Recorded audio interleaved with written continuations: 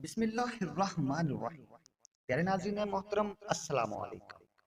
ناظرین محترم، کہتے ہیں کہ ایک بادشاہ تھا، اس کی 7 بیویاں تھیں اور سب کی سب بے انتہا خوبصورت اور جوان تھیں۔ محل میں رہنا، اچھی خوراک، عمدہ سے عمدہ لباس ان کے حسن کو 4 چاند لگا دیتے تھے۔ بادشاہ کا بھی ان میں پیار بہت تھا۔ ہر رات وہ اپنی ایک بیوی کے ساتھ سوتا، کبھی کبھار تو 2 بیویوں کو ایک ہی کمرے میں بلا لیتا۔ سب کچھ ہونے کے باوجود بھی بادشاہ کی ہوس ختم ہونے کا نام ہی نہ لیتی۔ بادشاہ کو دراصل خوبصورت لڑکیوں کا شوق تھا، لڑکی شادی شدہ ہو یا کنواری ہو۔ بادشاہ کی نظر میں آ گئی تو بادشاہ اس کو محل میں بلا لیا کرتا تھا۔ یہ بات اس کی بیویوں کو سخت ناپسند تھی، لیکن وہ کیا کرتی، بادشاہ کے سامنے بول نہیں سکتی تھی۔ بادشاہ کے سب وزیر اور مشیر یہ بات جانتے تھے کہ بادشاہ ہوس کا پجاری ہے، اس لیے وہ اپنی بیویوں یا بیٹیوں کو بادشاہ کے سامنے نہیں آنے دیتے تھے۔ بادشاہ کی سبھی بیویاں بادشاہ کو سمجھانے کی بہت کوشش کرتی تھی، لیکن بادشاہ یہ اپنی عادت چھوڑنے کو تیار نہ تھا۔ ایک دن بادشاہ اپنے دربار میں بیٹھا ہوا تھا۔ دربار میں لوگ اپنے اپنے مسائل لے کر حاضر ہو رہے تھے۔ لوگوں میں موجود بادشاہ کی نظر ایک لڑکی پر پڑی، جس نے نقاب کے ساتھ اپنا چہرہ ڈانپ رکھا تھا۔ بادشاہ نے جب اس خوبصورت لڑکی کو دیکھا تو ایک سپاہی کو اپنے پاس بلا کر کہا، اس لڑکی کے پاس جاؤ اور کہو کہ تمہاری باری سب سے آخر میں آئے گی، لہٰذا تم آرام سے کرسی پر بیٹھ جاؤ۔ سپاہی نے جا کر لڑکی کو بتایا تو وہ حیرانی کے ساتھ پاس رکھی کرسی پر بیٹھ گئی۔ اتنی خوبصورت لڑکی کو دیکھ کر بادشاہ کے دماغ پر شیطان حاوی ہونے لگا۔ نہ جانے کیوں آج بادشاہ کے دربار میں بہت رش تھا اور مسائل لے کر آنے والوں کی تعداد بھی معمول سے زیادہ تھی۔ بادشاہ نے بہت کوشش کی کہ دربار کو جلدی جلدی خالی کیا جائے، لیکن پھر بھی دیر ہو گئی۔ بادشاہ کا جلدی جلدی لوگوں کو دربار سے فارغ کرنے کا انداز دیکھ کر سب وزیر بھی سمجھ گئے کہ آج اس لڑکی کی خیر نہیں ہے۔ سب سوچ رہے تھے کہ اس معصوم لڑکی کو بادشاہ کی اس گندی عادت کا پتہ نہیں، اسی لیے یہ بیچاری دربار میں آ گئی ہے۔ لوگوں کے مسائل سنتے سنتے اتنا وقت ہو گیا کہ شام ہونے میں کچھ ہی دیر تھی۔ جو لوگ رہ گئے بادشاہ نے ان کو اگلے دن آنے کا کہا اور دربار خالی کر لیا۔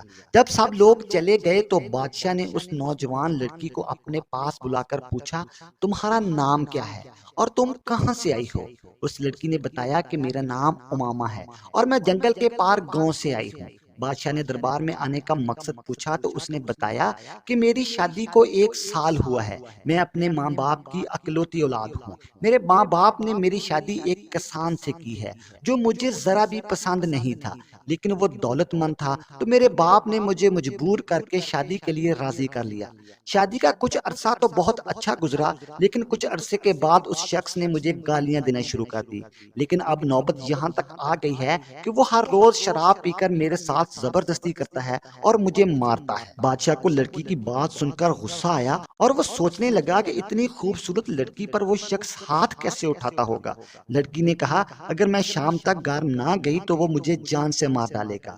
میں حیران تھی کہ آپ نے مجھے کیوں بٹھایا اور سارا دن انتظار کروایا۔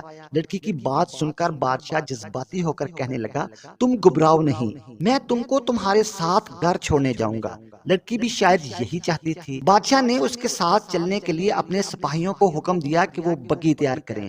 بادشاہ نے سوچا کہ اتنی خوبصورت لڑکی کے ساتھ جنگل میں جانے کا موقع مل رہا ہے، وہ اسے ہاتھ سے کیوں جانے دے۔ بادشاہ کی آنکھوں پر ہوس کی پٹی بند چکی تھی۔ بادشاہ کی بگی تیار ہو گئی۔ بادشاہ نے نقاب پوش لڑکی کو بگی میں اپنے ساتھ بٹھایا، چند سپاہیوں کو اپنے ساتھ لیا جو گھوڑوں پر سوار تھے، اور لڑکی کے گاؤں کی طرف سفر شروع کر دیا۔ ابھی تھوڑا ہی سفر کیا تھا کہ بادشاہ نے لڑکی کا ہاتھ پکڑنا چاہا، لیکن اس نے ڈر کے مارے ہاتھ پیچھے کھینچ لیا۔ بادشاہ نے سوچا، جنگل کا سفر شروع ہونے دو، پھر وہ اپنی کارروائی شروع کرے گا۔ بادشاہ کے گھوڑوں کی رفتار تیز ہو گئی۔ ابھی سورج تقریباً ڈوب ہی چکا تھا کہ جنگل کا سفر شروع ہو گیا۔ وہ لڑکی سہمی ہوئی بگی میں بیٹھی تھی، وہ بادشاہ کا ارادہ جان چکی تھی۔ جیسے ہی جنگل میں اندھیرا ہوا تو بادشاہ نے بگی کو روک لیا۔ وہ نیچے اترا اور سپاہیوں کو کچھ فاصلے پر رہنے کو کہا۔ سپاہیوں نے اپنے گھوڑوں کی رفتار کم کر لی، بگی کو آگے نکلنے دیا۔ وہ بھی جانتے تھے کہ بادشاہ اس لڑکی کے ساتھ جنگل میں کیوں آیا ہے۔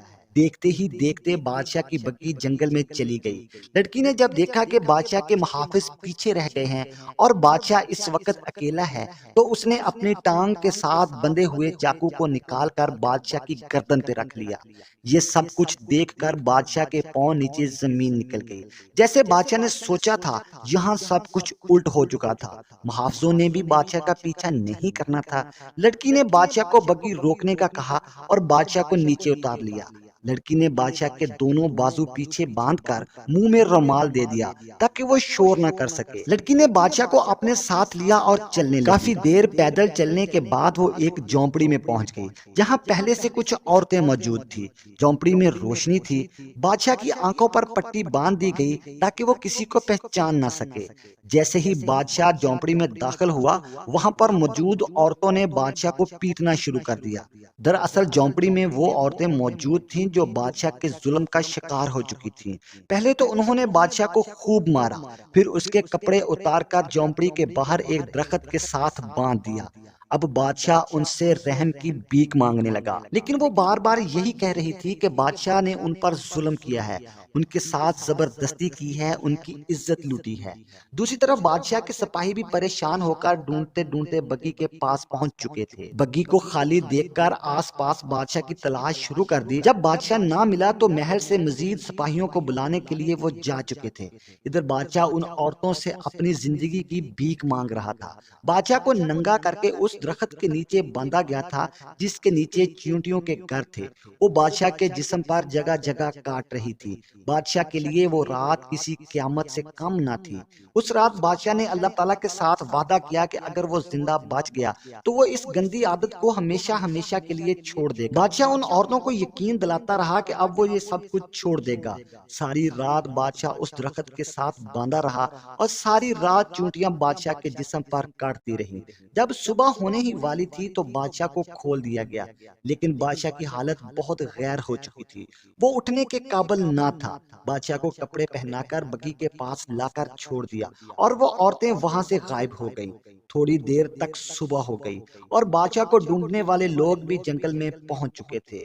بادشاہ کی حالت انتہائی غیر تھی۔ بادشاہ کو اٹھا کر محل میں لایا گیا۔ بادشاہ اپنی اس حرکت پر بہت شرمندہ تھا اور اس نے ہمیشہ کے لیے اپنی اس گندی عادت کو چھوڑ کر توبہ کر لی تھی۔ اصل میں بادشاہ کی بیویوں نے مل کر بادشاہ کو سبق سکھانے کا منصوبہ بنایا تھا اور وہ نقاب پوش لڑکی بادشاہ کی سب سے چھوٹی بیوی تھی جو بیس بدل کر دربار میں آئی تھی، اور یہ راز ہمیشہ بادشاہ کے لیے راز ہی رہ گیا۔ ناظرین محترم، میں امید کرتا ہوں کہ میری ویڈیو آپ کو پسند آئی ہوگی۔ مزید اس طرح کی ویڈیوز اور واقعات دیکھنے کے لیے میرے چینل کو سبسکرائب کر لیں۔